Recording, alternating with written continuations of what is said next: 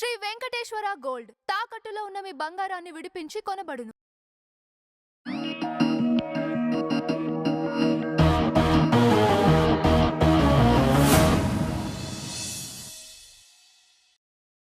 So, అంటే మామూలుగా 'Mohan Babu university' అనేది one of the best university. అందరికీ నోయింగ్ యూనివర్సిటీ. అసలు ఆ యూనివర్సిటీలో ఏం జరుగుతుంది? అక్కడ గొడవలేంటి? అసలు ఆ యూనివర్సిటీ పరిస్థితి ఏంటి? యాక్చువల్గా 2 రోజుల నుంచి వచ్చిన న్యూస్ ఏంటంటే, మోహన్ బాబు యూనివర్సిటీలో విద్యార్థి సంఘాల లీడర్స్‌లని యూనివర్సిటీకి చెందినటువంటి బౌన్సర్లు కిడ్నాప్ చేశారు. వాళ్ళని ఏదేదేదో చేసేసారని చెప్పి వాళ్ళు వెళ్ళి కంప్లెయింట్ పెట్టారు. ఇది రిజిస్టర్ అయిన కంప్లెయింట్. అసలేం జరిగిందో నేను చెప్తున్నా విను. చాలా మందికి తెలియదు. అందరూ ఉత్సాహంగా మోహన్ బాబు యూనివర్సిటీలో అదంట ఇదంట, వాళ్ళ బౌన్సర్లు పెద్ద రౌడీలంట, ఇష్టం ఉన్నట్టు వెళ్తున్నారంట, ఎవరిని పడితే వాళ్ళని కిడ్నాపులు చేసేస్తున్నారంట, కొడుతున్నారంట, తిడుతున్నారంట అని మాట్లాడుతున్నారు. గతంలో కూడా వచ్చిన వార్తలు దీనికి ఇంకా ఆజ్యం పోసాయి. మనోజ్ వచ్చి ముందు చెప్పడం వాళ్ళ బౌన్సర్లు వచ్చి అందరినీ కొడుతున్నారని, నెక్స్ట్ తర్వాత ఇంకేదో హోటల్ దగ్గరికి వెళ్ళి ఆ హోటల్ని ధ్వంసం చేశారని, ఇట్లాంటి న్యూస్లన్నీ చూస్తున్నాం. ఇక అసలు విషయంలోకి వెళ్తే, ప్రతి యూనివర్సిటీకి ఉన్న సమస్య ఇది.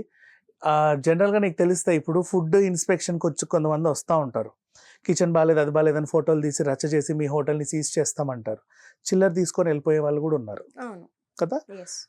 అట్లా వీళ్ళు ఏం చేస్తారంటే, ఇప్పుడు యూనివర్సిటీలో పిల్లలందరూ సక్రమంగానే ఉండాలని లేదు. ఒక్కొక్కటి బుద్ధి వక్రంగా కూడా ఉంటుంది. ఏ మూలకో కూర్చొని ఇట్లా పీల్చుకునే వాళ్ళు ఉంటారు పిల్లల్లో. ఈవ్ టీజింగ్లు చేసే వాళ్ళు ఉంటారు. నెక్స్ట్ ఇక ఎన్నైనా లోపల కిచెన్ అప్పుడప్పుడు డర్టీగా ఉండే అంశం కూడా ఉంటుంది. ఇవన్నీ ఏం చేస్తారంటే, వీళ్ళు రకరకాల ఫోటోలు తీసుకొని ఫుటేజ్ తీసుకొని యాజమాన్యం దగ్గరికి వెళ్తారు.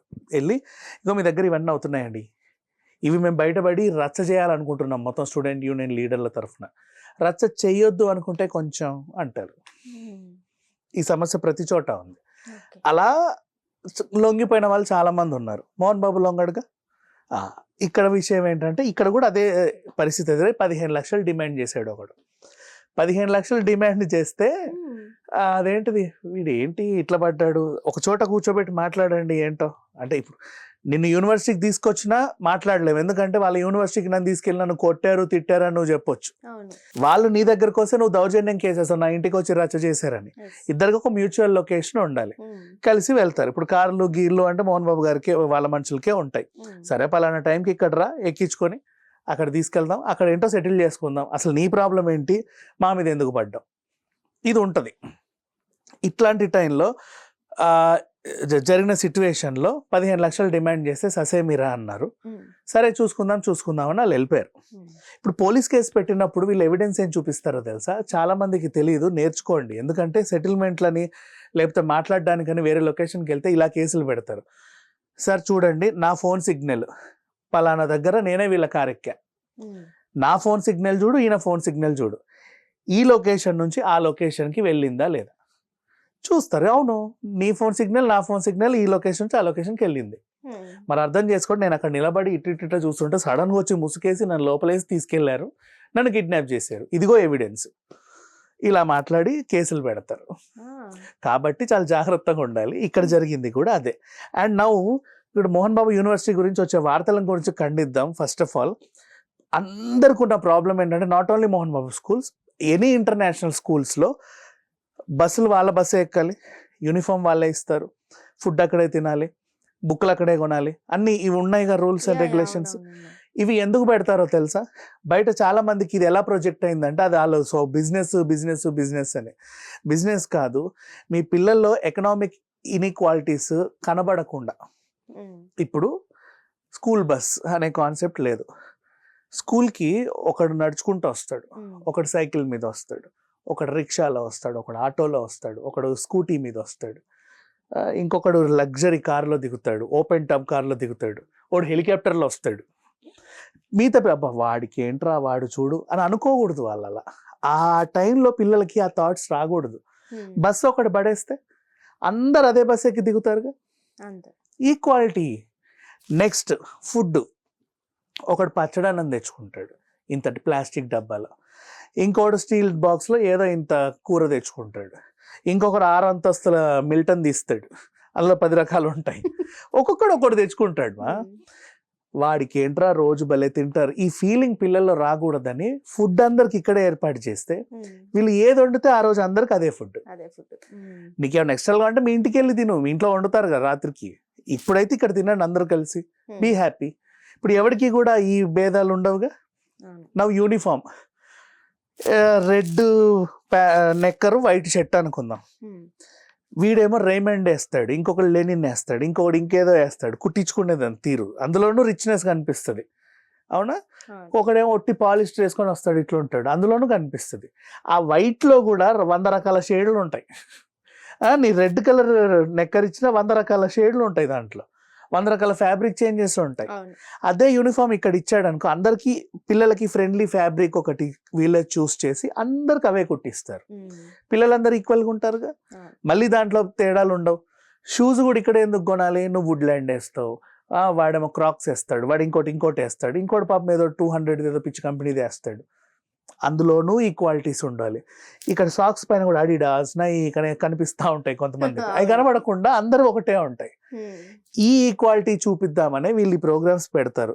బుక్స్ ఈవెన్ నోట్ బుక్లు నీకు వదిలేసినా సరే ఒక్కొక్క స్టైలు, ఒక్కొక్క షేపు ఇన్ని ఉంటాయి.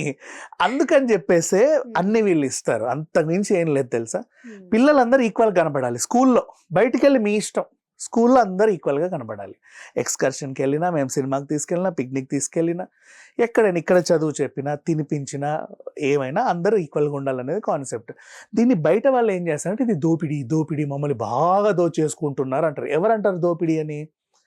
ఇప్పుడు 5,000 యూనిఫామ్ వేయగలిగిన స్తోమతోడు స్కూల్లో 1,000 రూపాయలకే దొరికింది అంటే వాడు భలే తక్కువకి వచ్చిందే అంటాడు. అదే యూనిఫామ్ని 200కే కొనేవాడు ప్లాట్ఫామ్ పైన, ఇక్కడ 1,000 రూపాయలు అంటే నన్ను దోచేసుకున్నారంటారు. వాళ్ళకి ఈ ఫీలింగ్. అయితే ఇక్కడ మోహన్ బాబు యూనివర్సిటీలో ఉన్న ఇంకో మంచి విషయం ఏంటంటే, ఇలా ఎవరైతే ఫీల్ అవుతారో అయ్యో చాలా ఎక్కువైపోయింది అని, వీళ్ళకి ఫ్రీగా కూడా ఉంది 25% ఫ్రీ ఎడ్యుకేషన్. ఎవరి దగ్గర అయితే డబ్బులు లేవు, మా దగ్గర లేవండి అంటే నీకు ఫ్రీగా యూనిఫామ్ ఇస్తాడు, బట్టలు ఇస్తాడు, బూట్లు ఇస్తాడు, సాక్స్లు ఇస్తాడు, బుక్కులు ఇస్తాడు, చదువు చెప్తాడు, తిండి కూడా పెడతాడు. మరి ఇదెందుకు చూడరు అందరూ ఈ చారిటీని? చెడు కనిపించినంత మంచి కనిపించదు. ఎగ్జాక్ట్లీ. ఇప్పుడు ఇందాక ఫస్ట్ మన హోటల్ది చెప్పినట్టే, ఆ హోటల్ వాడు మిగిలిపోయిన ఫుడ్ని ఎవరికైనా రోజు 100 మంది పేదోళ్ళకి పంచాడు అనుకో, అది ఎవరికి తెలీదు. కిచెన్ ఇట్లుందని వాడిని బెదిరించి 5,000 దొబ్బడానికి ట్రై చేస్తాడు. 5,000 వాడు ఇవ్వకపోతే వాడి మీద కేసేస్తారు, వాడి మీద ఆర్టికల్స్ రాస్తారు. అసలు ఇది హోటలే కాదు, నగరంలో అందరికీ విష జ్వరాలు వచ్చేది ఈ హోటల్ నుంచి అని కూడా పోర్ట్రే చేస్తాడు. ఇట్లా డబ్బుకు లొంగే మనుషులు చేసే ప్రచారం చేసే వార్తలు ఇవి. ఇందులో మోహన్ బాబు గారికి ఉన్న ఇంకొక డిసడ్వాంటేజ్ ఏంటంటే, ఈయన మీద ఒక నెగిటివ్ వార్త వస్తే చాలు, ఇంతున్న వార్తని ఇంత చేసి చూపించే ఛానల్స్ కూడా ఉన్నాయి ఆయనకు వ్యతిరేకంగా. సోషల్ మీడియా కదా, సోషల్ మీడియానే కాదు, ఇంకా మెయిన్ మీడియాలు కూడా. ఏది చెప్పండి సార్ అంటే మైక్ పెట్టి కొట్టినాడు, నా తల చూడండి లోపలికి ఎంత చొచ్చుకుపోయిందో, ఇది అసలు పుర్రె 2 మొక్కలైందని ఇలా తిప్పి చూపించారు కదా. వాళ్ళకి ఇలాంటి వార్తలు కనిపించాయి అనుకో, అసలు నిజంగా ఏం లేకుండా ఏదో ఉందని రాసేస్తారు. సో అదొక డిసడ్వాంటేజ్. బట్ ఒకటి అందుకే నేను ఈ ఎగ్జాంపుల్స్ చెప్పా. ఆ యూనివర్సిటీ నిజంగా చాలా నీట్గా ఉంటుంది అండ్ ఆధ్యాత్మికత ఉంటుంది, పిల్లలందరికీ మంచి ఎడ్యుకేషన్ ఉంటుంది, డబ్బు లేని వాళ్ళకి ఫ్రీ ఎడ్యుకేషన్ ఉంది. తీసుకుంటారు ఫీజులు ఎక్కువని భావించే వాళ్ళకి కూడా చెప్తాను. ఈ రోజుల్లో అదేంటిది, ఇప్పుడు మంచి వాతావరణం ఉండాలి, గ్రౌండ్ రోజు క్లీన్ చేయాలి, చెట్లను రోజు షేప్ చేయాలి, వాటర్ పోయాలి, ఇంకే కొన్ని మెయింటెనెన్స్ చేయాలి, అట్మాస్ఫియర్ మంచిగా ఉండాలంటే చేయాలి కదా. అవన్నీ చేయాలంటే డబ్బులతోనే కదా ఏ పైన ఎవరో ఒకటి పెట్టుకొని, ఎక్కడి నుంచి వస్తాయి? నెక్స్ట్ ఎడ్యుకేషన్ బాగుండాలంటే 10,000కి నీకు చెప్పే టీచర్ ఉంటుంది, 1,00,000 రూపాయలకి చెప్పే టీచర్ ఉంటుంది.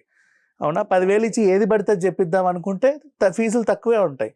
లక్షలు ఇచ్చి ఒక క్వాలిటీ ఎడ్యుకేషన్ నీకు ఇవ్వాలంటే ఫీజులు ఎక్కువే ఉంటాయి. అది మనం అర్థం చేసుకోవాలి. నీకు బట్టలలో కావాలి, ఏది కుమార్ షర్ట్ కొంటావా, జారా షర్ట్ కొంటావా, ఇది కొంటావా, అది కొంటావా అని బట్టల్లో, ఆర్టికల్స్లో, ఫోన్స్లో మాట్లాడుకుంటావు. ఎడ్యుకేషన్ కూడా అంతే, నువ్వు ఎంత పెడితే అంతే వస్తుంది. అది గమనించుకోవాలి. లేదా అంటే గవర్నమెంట్తో కొట్లాడండి, మంచి ఎడ్యుకేషన్ ఇవ్వండి అని. అది కాకుండా ప్రైవేట్ వాళ్ళని ఫీజులు తగ్గించండి, అది చేయండి, ఇది చేయండి అని కొట్లాడే హక్కు ఎవరికి లేదు. ఫీజులు తగ్గియాలి, ఫెసిలిటీస్ మాత్రంలో అన్ని కావాలి, వాటిలో క్వాలిటీ తగ్గకూడదు, అస్సలు తగ్గకూడదు. అదే చెప్తున్నా, ఇది చాలా తప్పు.